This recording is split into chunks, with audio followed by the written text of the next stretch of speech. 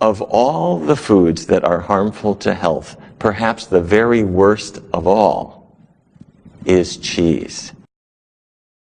New at 6, a surprising health alert tonight. Quite surprising. A group of doctors says something most of us keep in our refrigerator regularly may actually lead to breast cancer. And the story is almost unbelievable considering how many people enjoy dairy products. But this is disturbing health news, especially for all of the cheese lovers out there. More than 12,000 doctors now across the country are calling on the FDA to put a cancer warning label on all cheese products. Dr. Deborah Wilson with the Feathers Foundation and Circle L Ranch is sounding the alarm. The alarm is about the risk of eating particularly cheese. She's one of 12,000 doctors trying to get the FDA's attention when it comes to cheese products. That is associated with a higher risk of not only getting breast cancer, but dying of breast cancer if you have breast cancer. It's particularly American cheese, cheddar cheese, and cream cheese. I wouldn't eat it. Breast cancer remains one of the leading causes of death in women, and now we're learning that this may play a role in that.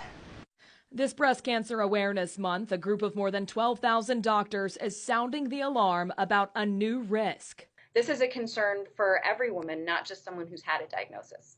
That concern, cheese. Doctors say the high-fat dairy product contains high levels of estrogen, which research shows can lead to increased risk of both diagnosis and death from breast cancer. One study showing women who consumed the most cheese had a 53% higher risk of getting the disease. That's why the Physicians Committee for Responsible Medicine is urging the FDA to put cancer warning labels like this on cheese.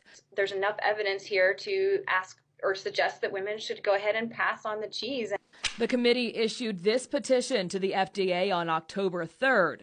No response so far, though it has generally opposed adding warning labels to foods and drinks. Crosby, however, is optimistic about the plea, hoping it will require manufacturers to do more to promote breast cancer awareness than just slap a pink ribbon on products. Which makes it look like these foods might be beneficial for breast cancer, or at the very least not harmful, when really it appears that the opposite is true. It just sends my blood pressure up a little bit. Cheese is very high in calories. It's very high in fat, 70% fat, 70. And most of that fat is in the form called saturated fat. That's the fat that raises your cholesterol and is linked to Alzheimer's disease. You know, cheese averages 60 to 70% fat. When you take, 2 gallons of milk and concentrate it down to a pound of cheese, you got all of those morphine-like reward compounds concentrated in that cheese. And yeah, when people eat it, they're like, this is awesome. It's a perversion of what nature intended, and it's making people eat this artery clogging, disease-causing stuff. When an adult human ingests something that starts to make our cells want to try and grow, our cells really can't grow. But what they can do is become tumors. And some of those tumors can end up being cancers.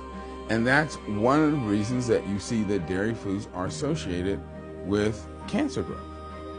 Cheese seems to be addicting. People get hooked on cheese, and they want it every day. And because it's high in calories and fat, they gain weight. Because it's high in cholesterol as well as the bad fat, their cholesterol levels go up. And it's high in sodium too, so their blood pressure gets worse. And studies have shown that people that eat dairy foods on a regular basis have higher levels of a hormone called IGF, insulin-like growth factor. And insulin-like growth factor is a known cancer promoter.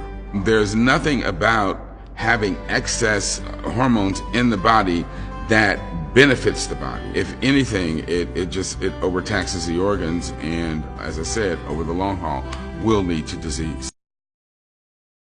Hi, I'm Dr. Neil Barnard. I've got 3 facts about cheese that you need to know about. The first is, if somebody hasn't washed their feet in a good long time, you don't want to sit too near them. That's because brevibacteria on their skin are producing these smelly compounds. Well, those very same bacteria are used to produce Munster and Limburger and other stinky cheeses. Brevibacteria, stinky feet, stinky cheese. Second thing, bacteria in your digestive tract make something called butyric acid. And bacteria used to produce cheeses make the very same butyric acid. So if you ever thought Parmesan smells a little like vomit, it's because it's exactly the same thing.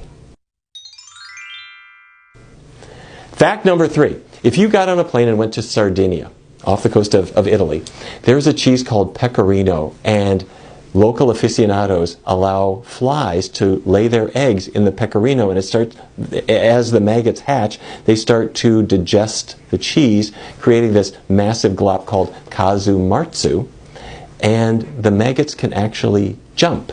So you spread it very quickly on some flatbread, and you put a card under your nose as you shove the casu marzu into your mouth, hoping not to get struck by a leaping maggot. Pretty, isn't it? The dietary guidelines need to be changed so that the dairy recommendation is removed entirely. As I said, dairy is not a food, it's a material.